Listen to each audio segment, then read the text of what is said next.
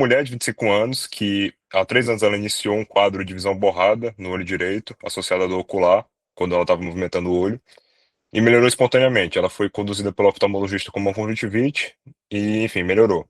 Há 2 anos, né, 1 ano depois desse primeiro quadro, ela relatou fraqueza e formigamento no membro inferior esquerdo, com dificuldades para subir escadas, e isso regrediu gradualmente em 2 semanas, e há 5 dias ela está relatando, né, ou seja, 2 anos depois desse último quadro, ela está relatando episódios de incontinência urinária.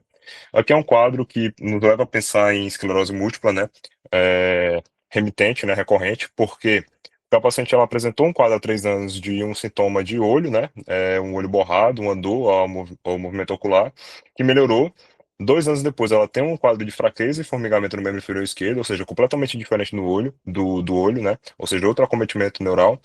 E há 5 dias ela está evoluindo não, ela está tendo um episódio de incontinência urinária, o que nos leva a pensar no acometimento de medula, né, uma mielite. O que que é importante também aqui é que ela é uma mulher, a gente sabe que a esclerose múltipla é muito mais prevalente em mulheres, né, 2 mulheres para um homem, até 3 mulheres para um homem em algumas referências. Ela é branca também, a gente sabe que, a esclerose múltipla está mais presente em pessoas brancas, né, caucasianas. Só para reforçar, eu estou vendo o chat, tá, qualquer coisa. Enfim, aí eu dividi essa aula em alguns objetivos, ela é bem rápida, mas eu prefiro colocar em uns objetivos só para a gente sedimentar o que que a gente vai estar vendo em cada parte da aula, né? Que foram discutir as principais características da esclerose múltipla e sua epidemiologia. Vou falar um pouquinho da fisiopatologia, porque o professor Lucas ele não aborda tanto, porque a fisiopatologia é bem complexa e, além de ser complexa, ela não está totalmente descrita, né? Vou abordar também um pouco das formas clínicas, né? Entender o que que são os surtos da esclerose múltipla, entender os fundamentos do diagnóstico, né? A gente não vai entrar nos critérios diagnósticos de McDonald, porque são extremamente específicos, né? E é mais do médico especialista, a gente vai falar só o fundamento do diagnóstico, que também é o que o doutor Lucas gosta de cobrar, e o tratamento do surto. A gente não vai se ater ao tratamento da condição de manutenção, porque é mais uma coisa do especialista, tem muita coisa em desenvolvimento, enfim. Vamos começar com a epidemiologia, quer dizer, com as características. A esclerose múltipla é a principal doença autoimune do sistema nervoso, né? Do sistema nervoso central, ela acomete só o sistema nervoso central, e o acometimento dela vai depender, né, da área do cérebro que está havendo a formação dessas placas desmielinizantes, que eu vou falar um pouquinho mais na fisiopatologia. Ou seja, um acometimento infratetorial ali na área do tronco encefálico, na área do cerebelo, vai gerar alguns acometimentos, como, enfim, ataxia, diplopia. Agora, um acometimento da medula vai gerar outros sintomas, ou seja, tudo vai depender de onde está se acumulando aquelas lesões, né, aquelas lesões neuronais. Enfim, se dá pela formação das placas desmielinizantes, que eu vou falar um pouquinho mais do que são elas na fisiopatologia. O diagnóstico da esclerose múltipla, basicamente, é a clínica e a ressonância magnética, né? Aqui na esclerose múltipla, a gente não vai fazer uso da tomografia, porque ela não consegue identificar as lesões, né? Infelizmente, é uma doença que não tem cura, porém, hoje em dia, o tratamento dela é extremamente benéfico, é extremamente satisfatório, né? Não sei se vocês conhecem alguém com esclerose múltipla, mas eu tenho contato diário com uma pessoa com esclerose múltipla, né? Minha sogra. E ela é basicamente uma pessoa normal, né? Infelizmente ela foi diagnosticada há muito tempo, mas hoje em dia ela já faz tratamentos extremamente avançados, então ela basicamente se exercita todo dia, é uma pessoa natural, normal, né? Eu acho que quando a gente pensa em esclerose, a gente pensa naquela pessoa debilitada, né, em cadeira de rodas, sem se mexer, enfim, e hoje em dia, graças a Deus, não é mais, e graças à ciência, não é mais desse jeito. Como é que se dá a epidemiologia, né? Estudos recentes descrevem que cerca de 3 milhões de pessoas convivem com a doença, né? A faixa etária mais prevalente se dá entre os 20 a 40 anos, mas isso não quer dizer que crianças não possam ter ou idosos não possam ter. Isso aqui significa só que onde tem mais acometimento é nessa faixa etária.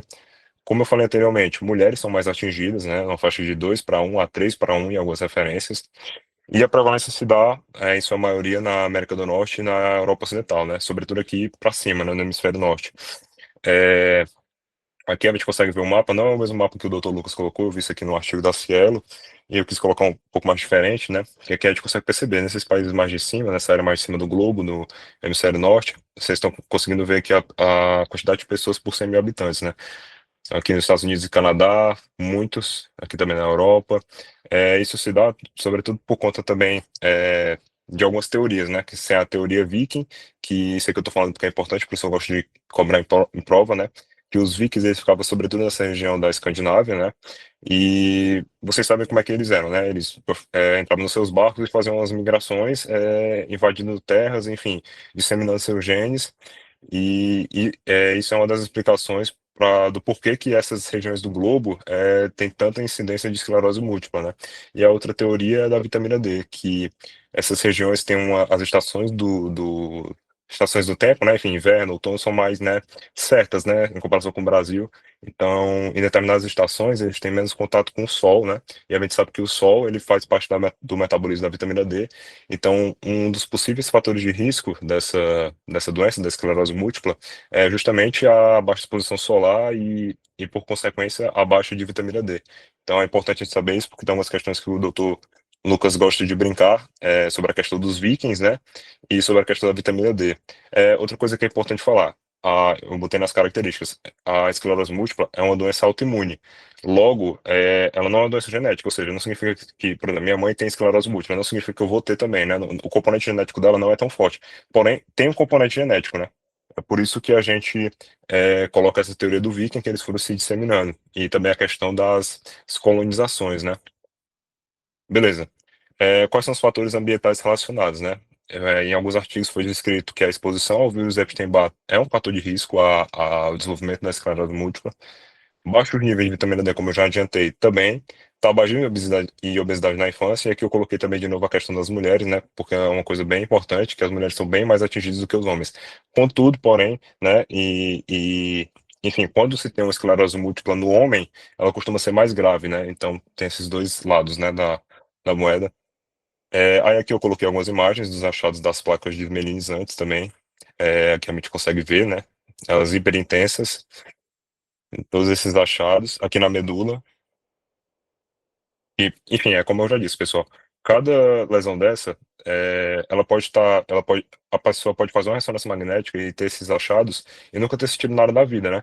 Mas conforme vai passando esse tempo, vai havendo mais lesões, ela vai começar a apresentar os surtos, que são justamente os déficits neurológicos.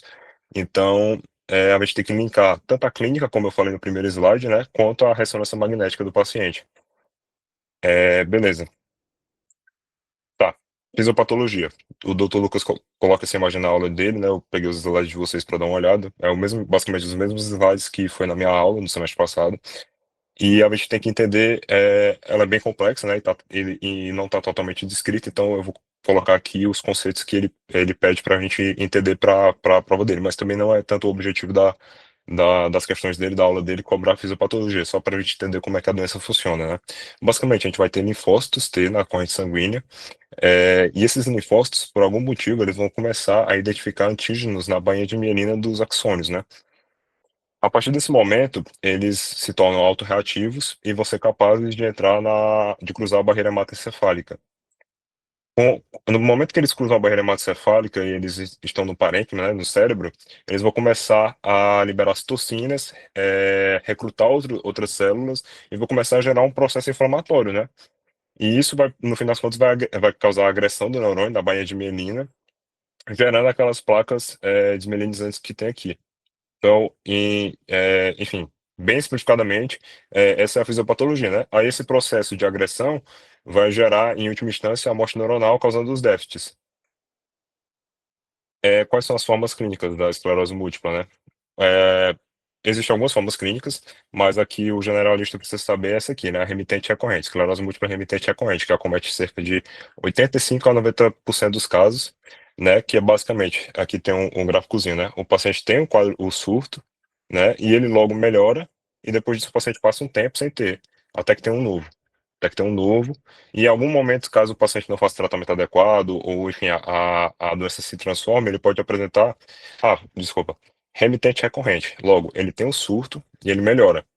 Ele não vai ter nenhum déficit nesse momento. Só que a partir do momento que o paciente não faz o tratamento correto, ou que a doença progride, por algum motivo, enfim, fisiopatológico, que a gente não tem tanto controle, o paciente começa a ter sequelas, né? Mas enfim, aí existe a esclerose múltipla secundariamente progressiva, que são 10 a 15% dos casos, e a primariamente progressiva, né, que é aquela que vai tendo sintomas, ela não regride e ela só vai piorando. Mas isso aqui, o que é importante daqui e aqui o doutor Lucas vai cobrar, a esclerose múltipla remitente recorrente. Aí o que que são os surtos, né? São os episódios o que que são os episódios desmielinizantes, né, que são os surtos. São basicamente aqueles novos eventos.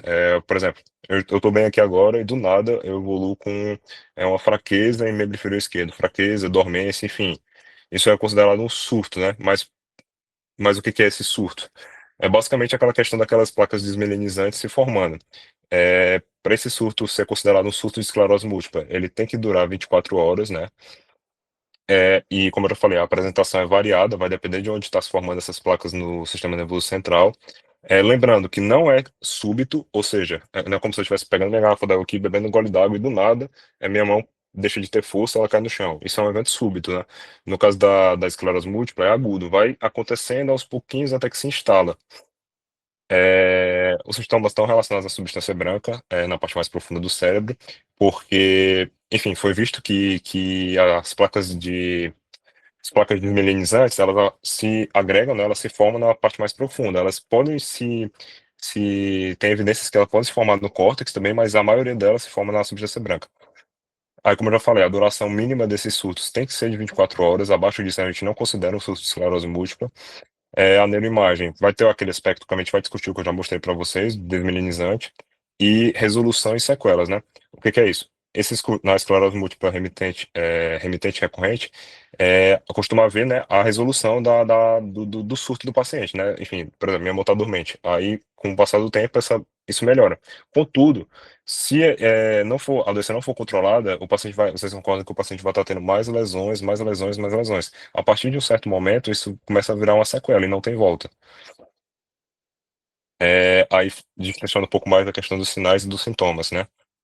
Como eu já falei algumas vezes, depende do lugar da lesão, ou seja, não segue uma linha, não começa com a mão, depois vai para a medula, enfim, não. Depende do lugar da lesão. Tem sintomas sensitivos, como no caso da nossa paciente no começo da aula, que ela tinha uma perca de força em membro inferior esquerdo e membro inferior esquerdo, perca de força, perca de sensibilidade. Também pode haver neurite óptica no contexto de que a doença gera lesão no nervo óptico, né? A gente sabe que o nervo óptico também faz parte, apesar de ser um nervo, também faz parte do sistema nervoso central. E no caso da neurite óptica, o paciente pode relatar dor ao movimento ocular, escotomas, borramentos, diplopia, no caso que é a visão dupla, né? O paciente vai chegar relatando que está vendo tudo dobrado. No caso de uma lesão no tronco encefálico, né? No acometimento desmielinizante no tronco encefálico, que é um pouco mais específico lá no fascículo medial, longitudinal do tronco cefálico, mas, enfim, tronco cefálico, ataxia, no caso de um acometimento cerebelar, e a síndrome medular incompleta, né, quando a doença acomete a medula espinhal, que vai ter aqueles sintomas de medula, né, incontinência urinária, uma paraparesia de membros inferiores, o que mais? Pode ter uma hipossensibilidade, né, do dermatoma acometido, enfim, tudo isso vai demorar. São bem inespecíficos, mas nos levam a pensar em esclerose múltipla.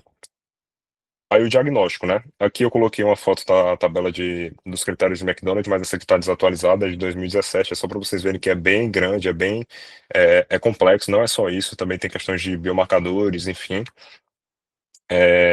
Mas enfim, eu não vou entrar nisso, isso eu nem vi, mas porque não é uma questão que o Dr. Lucas cobre, é uma questão mais do especialista, mas o que também a gente precisa entender para como generalistas e para a prova, é que o diagnóstico se dá quando a gente vê aspectos de disseminação no tempo e disseminação no espaço.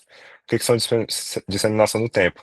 Eu vou voltar lá para o começo da aula, só para a gente ver a disseminação no tempo e disseminação no espaço. Aqui, ó, disseminação no tempo. Há 3 anos ela referiu uma visão borrada e olho direito, e há 2 anos, né, ou seja, um ano depois, ela está relatando outro sintoma. E a disseminação do espaço tem a ver com a questão do local de acometimento da lesão, né, que também se dá tanto por ressonância magnética, como pelos sintomas que a paciente apresenta, que aqui a gente consegue ver também, né, nesse exemplo da nossa paciente aqui, que há 5 dias ela relatou incontinência urinária, ou seja, a gente já pensa em uma causa medular, e aqui há 3 anos atrás, né, ela está com um sintoma de neurite óptica, é, que, enfim, visão borrada e dor ocular aos movimentos. Então, essa parte de diagnóstico é basicamente pensei nesse episódio, que a paciente ela teve um primeiro episódio um ano atrás e hoje ela está tendo outro, disseminação no tempo, e espaço, a paciente está tendo um sintoma, enfim, um acometimento em um local específico, por exemplo, no tronco encefálico, e há um ano atrás ela teve no tronco encefálico e hoje ela está tendo na medula. É isso que quer dizer a disseminação no tempo e espaço. É só o que é importante desse slide e do que eu expliquei agora é só entender esses conceitos e é isso que ele vai cobrar nas questões. Mas é bem tranquilo, é só uma questão de a paciente apresentou algo no passado, está apresentando algo novo hoje. É basicamente isso que a gente tem que entender. Tratamento dos surtos, né? Que basicamente, como eu já falei, o surto é um novo episódio desmeninizante, né? Primeiro, o que que a gente tem que fazer quando a paciente tem esclerose múltipla diagnosticada e ela chega lá, enfim, ou no nosso consultório, no pronto-socorro, relatando que está sentindo um novo sintoma mal, a gente tem que, um novo sintoma. A gente tem que negar, a gente tem que negar que ela esteja com alguma infecção, né? Descartar, perdão. A gente tem que descartar que ela esteja com alguma infecção. E como é que a gente faz isso? Aqueles mesmos exames de infecção de todo mundo, né? Hemograma, VHS, PCR, para excluir um pseudo-surto. Porque o que que é o pseudo-surto? Pacientes com esclerose múltipla, eles são debilitados, de certa forma, e qualquer infecção, uma febre, qualquer, assim, doença secundária, né, uma gripe, enfim, pode franquear, né, um surto da doença. Pode se agravar, fingir ser o surto da doença. Além disso, exercícios físicos também podem causar esses surtos. Enfim, são pacientes que são bem sensíveis nesse contexto. Então, primeiro a gente tem que negar, que descartar que ele esteja tendo um pseudo-surto. Porque no caso dele estar com um pseudo-surto, a gente vai tratar a causa base, né? Então, no caso, se ele tiver com uma gripe, a gente vai tratar a gripe, enfim, vocês entenderam. No caso da a gente descartou o pseudo-surto. O paciente realmente está tendo um surto verdadeiro, né? Um episódio desmeninizante. O que que a gente vai fazer? A gente vai fazer a pulsoterapia, né? Que é basicamente injetar metilprednisolona, né? 1 grama por dia, né? Durante 3 a 5 dias, endovenoso, né? Aí o professor até coloca no slide dele que pode ser tanto paciente internado como naquelas clínicas que o paciente vai lá todo dia é, fazer essa medicação. Só para tratar o surto, é importante lembrar, isso aqui não é um tratamento de manutenção, que se dá com anticorpos, enfim, que é coisa mais do especialista, como eu falei anteriormente. E caso o paciente não tenha, o paciente seja a pulsoterapia não vá bem no paciente, ele não reaja bem a ela, a gente vai fazer a plasmaferese, né? São 5 sessões de dias intercalares e pode ser utilizado também para surtos graves, né? Aí o professor também coloca que normalmente a gente faz 3 dias, contudo, se o paciente tiver um surto grave, vai para 5 dias, mas enfim, ficou uma coisa meio específica. E aí tem a questão da plasmaferese, né? Caso não funcione a pulsoterapia. Aí aqui eu não coloquei a questão do tratamento de manutenção, porque é uma coisa mais do especialista, como eu já falei. Agora vamos para as questões, tá? Eu coloquei algumas questões aí, são bem tranquilas. Eu vou ler, aí fique à vontade para responder. Aí eu vou negando também os itens, tá? Paciente, jovem, 20 anos de idade, portador de esclerose múltipla, se apresenta com queixa de visão dupla e estrabismo. Ao pedir ao paciente para olhar para a esquerda, observe-se o seguinte achado, vídeo imagem. Nesse contexto, é correto afirmar que deve-se tratar de uma nova lesão inflamatória no tronco cefálico. B. A apresentação dos sintomas nessa doença costuma ser súbita. C. Pode realizar tratamento com corticoide via oral em casa. D. Deve-se tratar de uma nova lesão inflamatória no hemisfério cerebral esquerdo. Não deve ser esclerose múltipla. E aí, o que que vocês acham? Vê se alguém responde.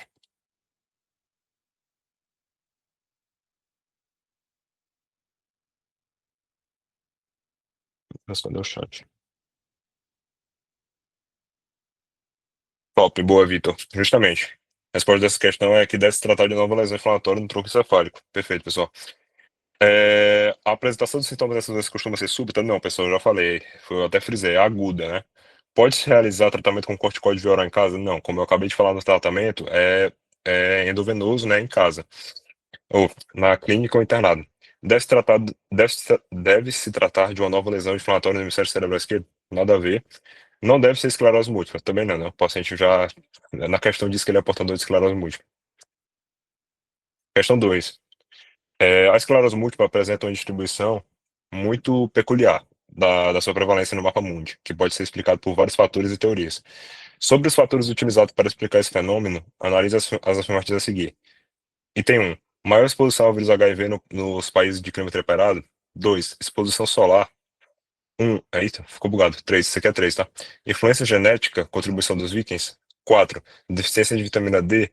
5. Colonizações. É correto apenas o que se afirma em.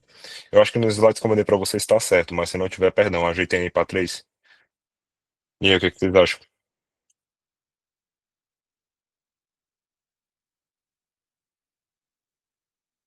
E tem A, B, C, D, U, E.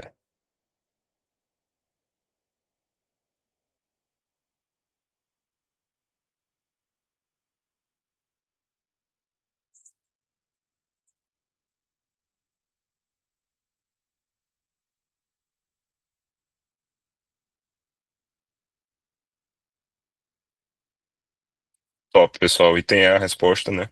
Como eu já falei eu falei lá no começo da aula, talvez por isso não tenha tanto fixar, mas é bom que eu repita aqui, tá? Maior exposição ao vírus HIV nos países de clima temperado. Eu nem cheguei a comentar isso na aula. Dois, exposição solar, né? Que é justamente por aquele metabolismo da vitamina D, como eu já falei. Influência genética. Tem a contribuição dos vikings, como eu falei também. Deficiência de vitamina D, como eu falei agora, agora há pouco, falando da exposição solar, e sim a questão das colonizações, justamente pelos vikings, e depois os descendentes dos vikings colonizando, né, ingleses, enfim, disseminando os seus genes que não são a causa da doença, é uma doença autoimune, ou seja, não é causada por causa genética, mas há uma certa contribuição, é isso que tem que ficar fixado para vocês. Questão 3 sobre a esclerose múltipla, marque o item correto. A minoria dos pacientes apresenta surtos. B. Para caracterizar a exacerbação da doença, o sintoma neurológico novo deve durar por pelo menos uma hora. C. Os sintomas neurológicos múltiplos se devem pela presença de várias lesões no sistema nervoso central. D. Podem ocorrer também lesões no sistema nervoso periférico. A maioria dos pacientes são do sexo masculino. E aí, essa questão acho que pode gerar um pouquinho de dúvida, mas vou dar uns 2 segundinhos para ver se vocês respondem.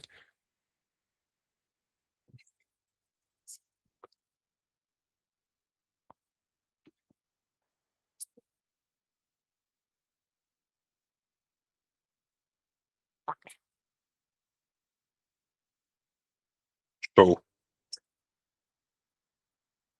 Isso mesmo, né? Vitor, boa, Vitor. Resposta aí tem C. Aí por quê, né? A minoria dos pacientes apresenta surtos? Não. Como eu falei lá na questão dos casos, das formas clínicas da doença, a maioria é esclerose múltipla remitente recorrente, ou seja, novos surtos. Então a maioria apresenta sim, apresenta surtos, não a minoria.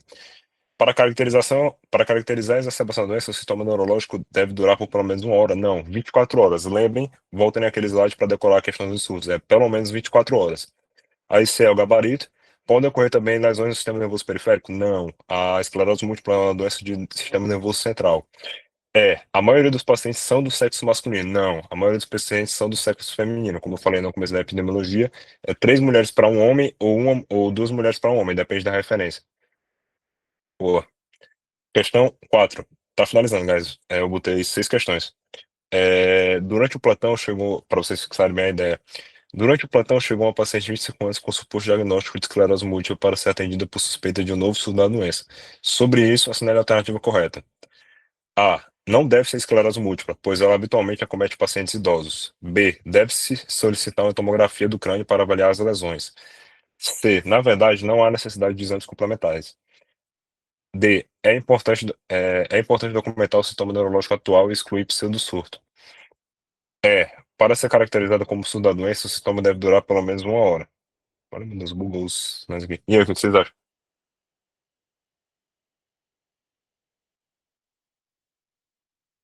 Boa, pessoal. D. É importante documentar, ficou sem um acento aqui, mas enfim. É importante documentar o sintoma neurológico atual e excluir o pseudo-surto. Exatamente isso. Como eu falei na questão do tratamento, a gente sempre vai. O paciente chegou com um surto, o paciente tem esclerose múltipla, chegou apresentando um surto, a gente vai descartar qualquer causa infecciosa, vai perguntar se o paciente fez atividades físicas, mais ou menos no período que começou os sintomas, enfim. Mas só para negar. Não deve ser esclerose múltipla, pois habitualmente comete pacientes idosos, não. A faixa etária de maior cometimento é de 20 a 40 anos. Tomografia, não. O exame padrão para esclerose múltipla é ressonância magnética com contraste. Na verdade, não há necessidade de exames complementares. Errado. Sim, precisa de exames complementares, justamente para negar o pseudo-surto. D é o gabarito, né? E para ser caracterizado como surdo, o sintoma deve durar pelo menos uma hora. Não, 24 horas, como a gente já frisou. Tá acabando, pessoal. Só mais 2 slides. Paciente portador de esclerose múltipla chegou à emergência com suspeita de um novo surto. Referiu sintomas de dormência abaixo da cicatriz umbilical, sugerindo a topografia da medula espinal. Qual é a conduta mais correta a ser tomada, né? A. Prescrever a pulsoterapia e em seguida realizar rastreio metabólico infeccioso. B. Realizar anamnese e exame físico, solicitar rastreio metabólico infeccioso para depois prescrever a pulsoterapia endovenosa. C. Prescrever pulsoterapia com corticoides por via oral. D. Prescrever pulsoterapia como tratamento de manutenção para controlar a esclerose múltipla. É, não há necessidade de tratamento específico, pois na maioria das vezes há uma melhora espontânea do quadro. Coisa linda, nem deixaram eu terminar. Justamente, pessoal, gabarito é ITB. Realizar anamnese e exame físico, solicitar o rastreio metabólico sempre antes de fazer as medicações. A gente vai solicitar o rastreio metabólico infeccioso, para depois prescrever a pulsoterapia endovenosa. Aí só para, rapidinho, só para negar, né? Primeiro é o rastreio antes da pulsoterapia. Aqui é via endovenosa. Aqui, o tratamento de manutenção não é a pulsoterapia é o tratamento do surto, o de manutenção é a questão dos anticorpos lá, monoclonais, né, que, enfim, o professor não se ateve tanto, e é mais coisa do especialista, e não há necessidade de tratamento específico, pois na maioria das vezes há uma melhor escutando do quadro. Não, a gente precisa tratar. E a última questão, para liberar vocês para estudar, durante o plantão em unidade hospitalar é atendido uma paciente de 28 anos, caucasiana, que há 3 dias apresenta dormência contínua abaixo da cicatriz umbilical. Ao questionar sobre eventos prévios, descobriu-se que no ano passado ela havia tido sintomas de visão dupla, diplopia, e dormência no rosto com duração de uma semana na época. Houve melhora espontânea ao longo dos dias. Realizou a ressonância do crânio, que revelou padrão sugestivo de esclerose múltipla. Sobre o diagnóstico, é correto afirmar que A. Pode ser uma doença autoimune. Quer dizer, por ser uma doença autoimune, o diagnóstico é confirmado através da dosagem de autoanticorpos. B. Para confirmar o diagnóstico, utilizamos somente a ressonância magnética. C. O exame de análise do líquor é obrigatório para confirmar ou excluir. D. A anamnese é suficiente para confirmar. Para confirmação, utilizamos principalmente a anamnese e a ressonância magnética para provar a disseminação no tempo e espaço. E aí, qual o gabarito? Boa, pessoal. Gabarito aí tem E. Acho que vocês fixaram a questão dos diagnósticos, mas basicamente o que o professor Lucas frisou mais foi a questão do diagnóstico, disseminação no tempo e disseminação no espaço. E os critérios diagnósticos são extremamente complexos. Então, além de autoanticorpos, existem várias outras formas. E basicamente o que eu quero que vocês fixem é a ideia da disseminação no tempo e no espaço. O diagnóstico da esclerose múltipla une tanto a clínica como a ressonância magnética, e a gente tem que ter achados tanto no tempo como no espaço, como eu já abordei. Aí, aqui são as referências que eu utilizei: neurologia essencial, esse artigo aqui para epidemiologia, e boa prova. Qualquer coisa, aí estou à disposição. Mal menos, que eu tenho semana de prova, mas aí perturbei.